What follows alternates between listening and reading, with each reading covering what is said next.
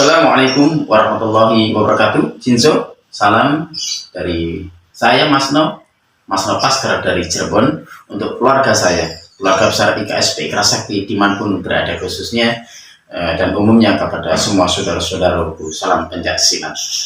Baik, di bagian yang kelima ini izinkan saya untuk kembali lagi menceritakan dalam channel ini perjalanan saya dikala saya ikut IKSP Ikrar Sakti hingga saat ini, dari Wonogiri sampai saya menginjak kaki saya di Cirebon saat ini. Alhamdulillah, di channel yang sebelum ini saya menceritakan sampai saya ini, yaitu tadi 95 sampai kita semua, saya ditinggalkan oleh beliau guru besar kita, yaitu Bapak Haji Raden Totong Kindarto pada tahun 1997. Jujur, saat itu saya down, saat itu saya agak katakan lemas lah, kayak patah semangat gitu. Karena di tahun-tahun itu, karena semenjak saya pindah dari Wonogiri itu, ya, karena pada tahun 95, 96, 97 itu saya kira saya belum mempunyai satu handphone atau HP. Jadi sedikit-sedikit saya komunikasi, sedikit-sedikit saya bercerita, sedikit-sedikit saya selalu menelpon Bapak Raden Totong Kindarto di Telegram atau apa ya itu ya,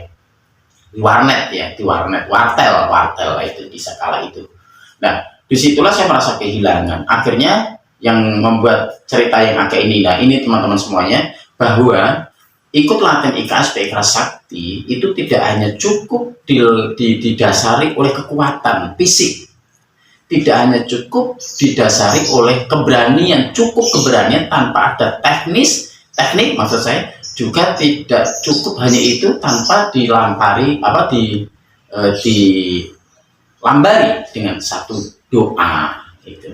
Nah, karena doa itu penting, pasti penting, karena apalagi IKS itu tidak hanya mengajarkan secara fisik, secara dohir. Doa itu merupakan salah satu spiritualnya, doanya, hikmahnya.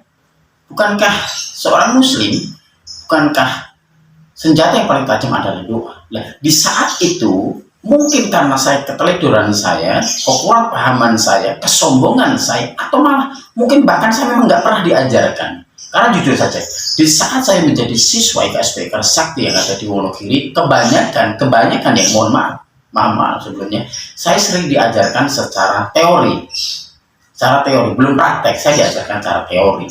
Akhirnya kami mempraktekkan, akhirnya kami belajar sedikit demi sedikit. Dan yang akan saya ceritakan ini adalah di malam ulang tahun atau hari kelahiran saya, tanggal 1 Januari jam 00 itu menyalakan api unggun. Saya sudah siapkan satu karung itu berisi itu bata merah.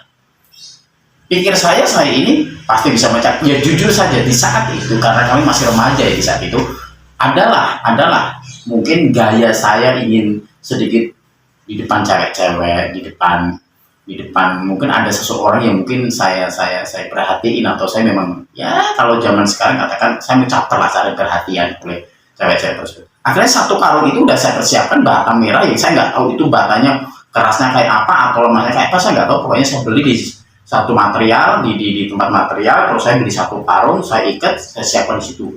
Tepat jam 00 itu di dini hari itu, ya udah pagi ya, mungkin 01 Januari itu saya persiapkan. Di situ namanya Karang Taruna dan Remaja Masjid itu kumpul jadi satu ya di Mayang Sari itu.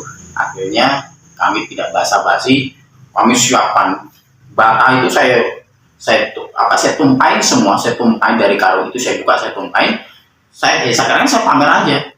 Jadi bata itu satu persatu dalam jumlah kurang lebih ada 30-an bata merah itu. Jadi satu persatu saya pecahin,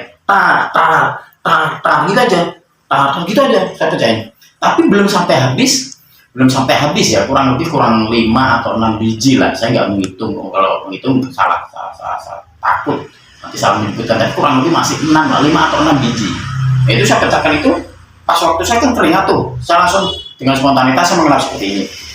Nah, saya mengelap seperti ini tuh, saya otomatis melihat seperti ini. Nah, ini darah saya tuh mengalir keras di sini. Jadi saya melihat seperti ini. Nah, di saat itulah untuk menutupi rasa malu dan rasa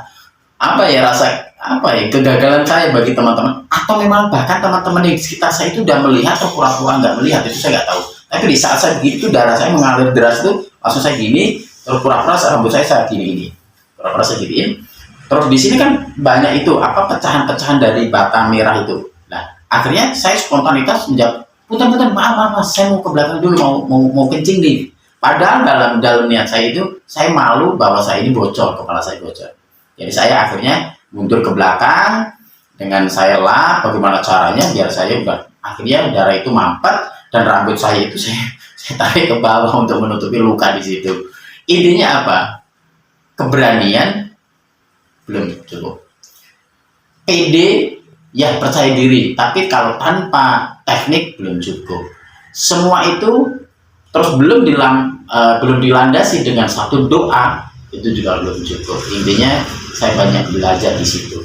Maka dari situ hari demi hari saya belajar dan terus belajar hingga akhirnya nanti akan saya ceritakan setelah saya perjalanan dalam situ sampai saya mengesahkan satu pendekar dan 4 warga, karena ada sesuatu hal yang mungkin karena melatihan saya nggak begitu aktif terus karena saya pulang merantau ke sana akhirnya saya di Mayang Sari itu saya bisa mengesahkan kalau nggak salah cukup 4 warga dan 1 pendekar hingga kami tinggalkan kota Semarang atau kampung Mayang Sari, kembali lagi saya ke kota asal saya yaitu Wonogiri. Terima kasih, akan sambung lagi di bagian yang ke-6 setelah ini. Terima kasih. Assalamualaikum warahmatullahi wabarakatuh. Jinsu.